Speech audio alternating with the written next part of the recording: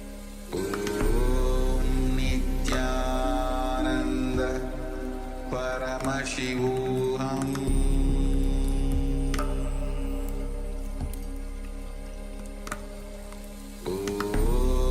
Nityananda Paramashivoham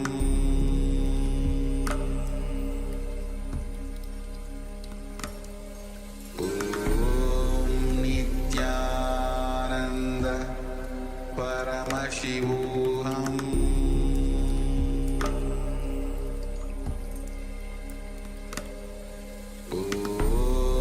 Nityananda Paramashivoham.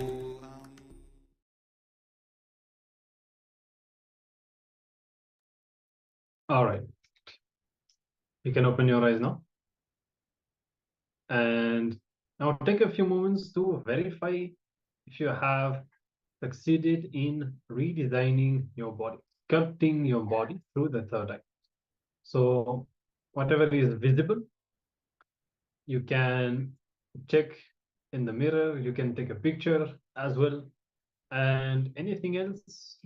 However, you can verify if it is noticeable right now. You can share your experience. Otherwise, you may want to share later on, maybe using medical instruments, for example. Yes, make sure to take some pictures throughout the day. So when you continue to manifest the power, you will see the changes in your face or whatever body part you are sculpting in this power manifestation. So make sure you keep a track of all the power manifestation. And then maybe in the end, you can show the before and after. And definitely let us know what it is that you are working on. What are you sculpting? Yes, there's too many possibilities. Changing the color of your eyes, your hair, the length of your nails, the shape of your nose or ears. So many things that can be sculpted. For many people, it might be interesting also to change the color of the hair. So let's stay excited and stay involved in the power manifestation as we are getting ready for the next jnana segment of the day. Yes, so now we'll be starting to dive deeper into the Ashtanga process itself. As we have mentioned, we have explained earlier, powerful process that Swamiji used to teach during the Inner Awakening programs. Very powerful 21-day programs that Swamiji was conducting personally in the past. And this was one of the very important processes. So we'll be starting now with the Ashtanga process, going step by step, and first receiving the fundamental understanding from Swami. So let's bring our listening and let's enter into the Ashtanga process.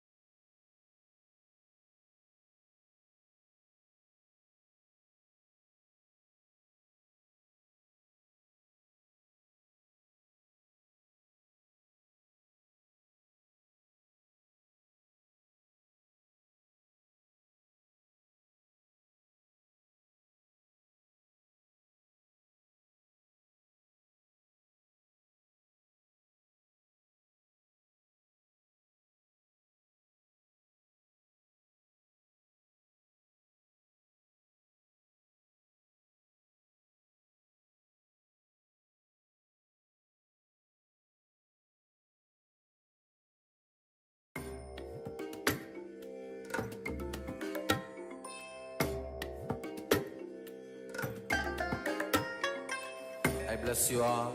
Let you all open all your three eyes and manifest the powers of Mahasadashiva. Om Nityananda